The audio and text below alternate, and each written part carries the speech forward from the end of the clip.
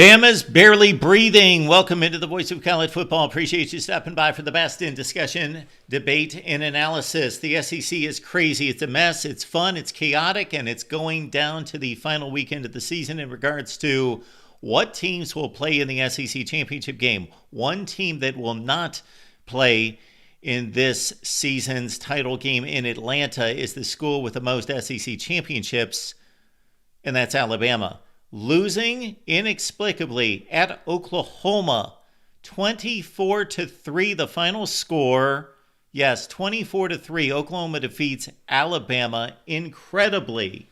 All right, who saw this coming? Bama, 2-touchdown favorite. Of course, Oklahoma has been able to mount zero offense for much of the season.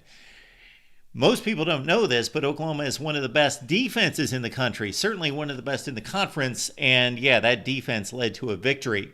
All right, let's get to it because Kalen DeBoer, this is going to be with him for quite some time, especially considering the guy that he replaced, who has not lost 3 games since going back to 2010. Bama now at 8-3, and they could do nothing in the first half. Oklahoma came out, and they gave up a field goal drive. But other than that, the Oklahoma offense, let's highlight the offense here because it was not explosive. It was not great, but it did what it needed to do. Jackson Arnold back at quarterback after being benched mid-season after a deplorable first half against Tennessee. He ran for 131 yards. Only had to throw the ball 11 times, completed 9. Not for a lot of yards, but protected the football. 0 turnovers out of Jackson Arnold in an offense that Oklahoma needed to run in this game against Alabama and rely on the defense. Just don't turn it over, grind it out, and give Oklahoma credit for being the dominant team up front to be able to move the ball on the ground with Arnold and with Xavier Robinson, who was not one of the top 3 running backs on this team to start the season. He ran for 107 tonight. Much talked about here and elsewhere, certainly here at the Voice of College Football, concerning Oklahoma being ravaged with injuries. First, the offensive line the first few weeks of the season, the rest of the season losing its top 5 wide receivers. But in the first half, 11 plays, 51 yards for a field goal drive, 12 plays, 67 yards, 2 long drives for Oklahoma to keep Jalen Milroe off the field. But when Jalen Milroe was on the field, he did nothing. Bama had nothing going. Oklahoma sold out on the Jalen Milroe run. They must have watched the LSU tapes because Jalen Milroe chewed up LSU, and that's all that happened. LSU stopped the Alabama running backs, and Jalen Milroe did not throw the ball downfield. He simply kept the ball out of like a wing T type formation and just ran the ball over and over and over for 4 touchdowns and 185 yards. So Brent Venables knows defense. He knows to pick up on what he has seen most recently, and he also has a history of defeating Alabama as a defensive mind, of course, at Clemson. Jalen Milroe and the Alabama offense had 92 yards at halftime. They had the 1 field goal. They had 1 decent drive for the field goal. Jalen Milroe didn't get to throw the ball much in the second half, even though he needed to throw the ball because, of course, Bama got down, but they just didn't have the ball. They kept going 3 and out. 11 of 26 for 164 and 3 picks. Here are the picks. So it's 10-3 at half. And then Eli Bowen, younger brother of Peyton Bowen, one of the best defenders around, made a tremendous read on a screen. I have never seen such a prompt read on a screenplay where Alabama had a 3-on-2 advantage on the right flank, and he went right past Kobe Prentice, who, this was deplorable. It was awful, pathetic. Kobe Prentice just didn't even want to block. Just lazy. And then once the ball was intercepted, which was a tremendous play because he jumped into the backfield, the screen pass was thrown at him. He had to reach behind him, did Bowen, and pick it off. And then Prentice just wanted to complain.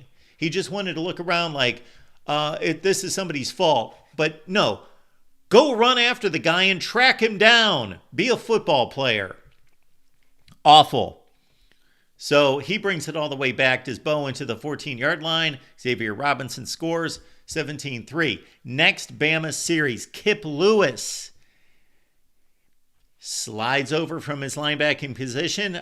I don't know where this football was going because the only receiver on the right sideline was the tight end, Robbie Outs, who is not a pass catcher, does not figure into the offense. He was just standing out there, and there was another defensive player right in front of him.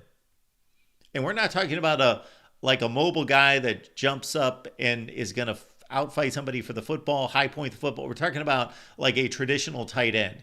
And he's just like an outlet on the sideline. He's already covered. Kip Lewis steps into the passing lane. If he didn't intercept the ball, the other OU defender would have, but it was Kip Lewis who stepped in front, and he took it to the house for a pick six, 24-3. Forget it. Gone, done. That's the end of ball game. There was one ray of hope for Alabama. They hit Ryan Williams, the talented freshman, for a bomb. Scored a touchdown. Should have been 24-10. There was still, I did not mark the time down at this point, still plenty of time left in the ball game, like 11 or 12 minutes left in the game, and Bama could have gotten within 2 touchdowns. This was really odd. They called illegal formation, said that he was covered up as an end man on the line of scrimmage, and that was not the case. They showed the formation. Kirk Herbstreit and the officials analyst in the booth completely dumbfounded. Me as well. Anybody that knows football and knows formations and knows what the penalty would be, you have to be either in the backfield, meaning you have to be off the line, technically in the backfield. Even if you're a receiver, you're considered in the backfield if you're off the line. So you either need to be an eligible receiver in the backfield, or you have to be the end man on the line of scrimmage. Ryan Williams was eligible to catch that pass, and yes, he did. It was a remarkable play for the touchdown. Kalen DeBoer was going crazy, rightfully so. Alabama still dominated in this game by Oklahoma, and so one of the stranger upsets of the season takes place in Norman, Oklahoma. So last laugh for OU in entering the SEC. No, they didn't have a great year, and they still have to play LSU, but in beating Alabama, this was not expected. So I'm not going to go through the college football playoff ramifications for this, but to say that Indiana lost earlier in the day by 3 to 4 scores, and that looks to be a death knell for the Hoosiers. But then Ole Miss, Texas A&M, Bama all go down. Indiana's back in play. Probably it did better for them to lose and have the other 3 lose than just to win the game. I got to tell you, the SEC standings don't matter in the case of Alabama. They're out of that, and they are just hoping for the best. At 8-3, we could see 9-3 football teams in the college football playoff. We did not anticipate that. Some of us did. Actually, I picked a few teams to go 9-3 and make the playoff back in the summer. But man, this is a whole lot of fun, and it's going to come down to rivalry weekend. And keep it locked in here at the Voice of College Football, because we're going to run down all the conference scenarios and the CFP scenarios, and of course the rankings come out on Tuesday night, and the committee's going to have a whole lot of fun sorting out Indiana, Ole Miss, Bama, and Texas A&M all losing, in addition to the mayhem in the Big 12 and elsewhere. Keep it locked in here at the Voice of College Football. Remember, we've got a Bama show at 6 p.m. Eastern Time every Monday, and we've got all sorts of other SEC shows for your entertainment right here at the Voice of College Football.